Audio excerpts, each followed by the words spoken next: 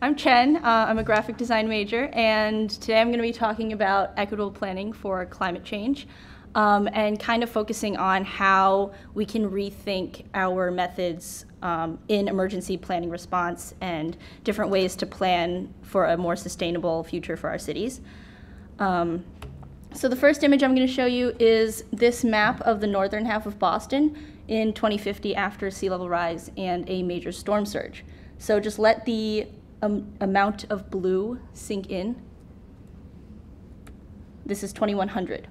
So you can kind of tell that in the northern half of Boston, in Cambridge, really the only spots are kind of like parts of Charlestown, parts of Beacon Hill, and parts of Dorchester Heights that will not be flooded. And so that kind of displaces about 1 million people in the Boston area, 1 million residents. And that doesn't even include the people who don't live in Boston but work in Boston, the people who own restaurants, who own local businesses, who work in city government, who work in the energy sector, everything that makes Boston the character that everyone knows about. That being said, storm surges are no longer one-time occurrences. So when we look back at events like Hurricane Katrina, when we kind of had a lot of shock about how much damage and the extent of damage that happened to New Orleans, that is not something that should come as a surprise to us anymore. That is something that we need to be planning for in the future, because storm surges are absolutely going to become more sporadic, more extreme weather conditions. So if we look at New Orleans and some of what happened and some of the weird destruction that happened to that city, we can go back to when the city was starting to be planned and look at how inequality in the city kind of contributed to the amount of the destruction in the city. So in New Orleans, some of the poorest neighborhoods are actually located closest to the levees and thus are more flood prone, and that is because of discriminatory housing. So when people realized that these were lower lying lands, they realized that they were more flood prone, and so the richer, wealthier, mostly white folk would move uphill and leave the flood prone lands to lower income residents. And that's kind of how a lot of the public housing and lower Ninth Wards became the most heavily destroyed in New Orleans. And then after the aftermath of Katrina, we saw this huge destruction of public housing because they were damaged, but then they were never rebuilt. So a lot of the public housing was not available for people to move back, and they didn't want to move back. So they would stay in Houston, in whatever city that they were displaced. And we see that 96,000 fewer African Americans are living in New Orleans today after Hurricane Katrina. So it all comes down to planning. So what do emergency planning teams need to focus on? They need to be focusing on sustainable and resilient urban planning, and that consists of finding solutions that are more long-term, that are not just Band-Aid solutions.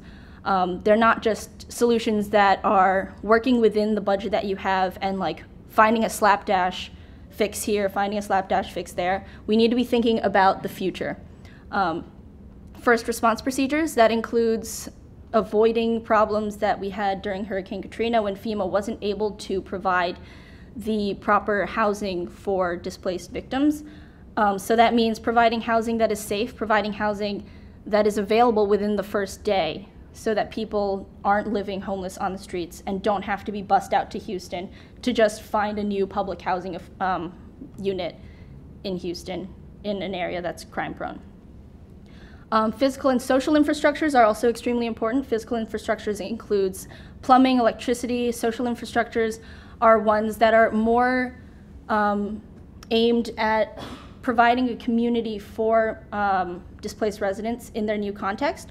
And so that gives them the ability to have a chance at getting a social network, getting a bond together when they're trying to build themselves back up after they are replaced, moved back into their old contexts.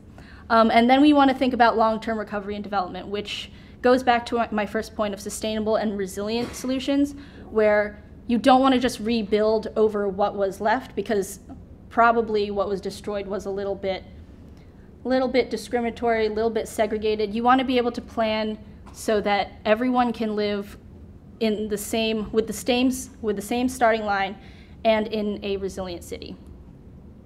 So what we really want to think about is, how will what we're doing affect people 1 year, 10 years, 50 years down the line? How can we harness technologies and operational models in other industries to inform environmental planning? So thinking about existing local models, like thinking about how our local businesses, the businesses that operate within our community, how do they have resources that we can actually use without spending our own budget, and that way reducing the amount of extra resources we need to use in a time of emergency. And so that serves to prevent maladaptive solutions, which are Band-Aid solutions that are actually more harmful than they are beneficial to a city in the long term. So what does design thinking have anything to do with this? Design thinking is a way of connecting dots between two seemingly disparate entities. So it's about thinking critically about the system that you're operating in and being able to correct certain issues by not operating in the same broken system. It's by going outside of that linear hierarchical system and thinking outside the box. And it's definitely the only way we're going to get things done in a time of such climate change, like rapid climate change, rapid technological change. And there's no way that following the old broken system is going to continue to work. So what do you have anything to do with this? You may not be an institution, you may not be a planner, you may not be in city government or any type of government. You may just work as a lawyer or an engineer in a firm. But there are ways in your daily life, in your job, that you can make decisions that are more sustainable and more resilient. So, and being critical of the institutions that you do patronize that are operating around you, even if you can't do anything about it, just being aware of the flaws that operate in the world around you. You may go to an institution that is funded by an oil magnate, or you might go take an Uber across campus instead of taking public transportation, or you might just be going to a restaurant that doesn't recycle or compost. Those are things that maybe you can't change today, or maybe you don't want to change today, but they are part of the responsibility that you have to take on as an individual. And I leave you with this cartoon. Thank you.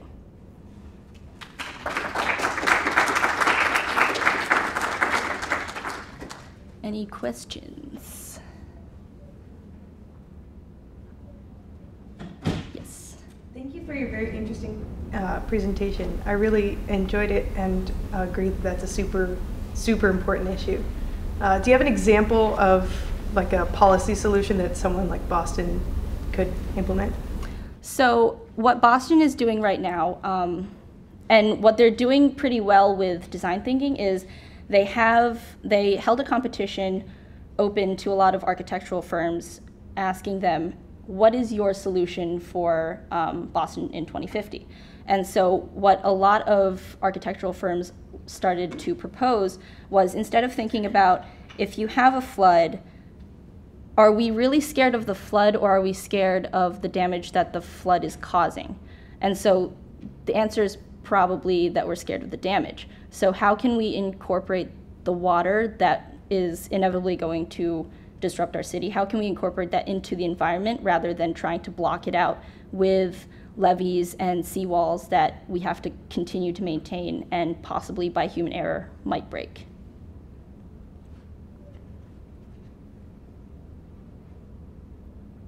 Thanks. Cool.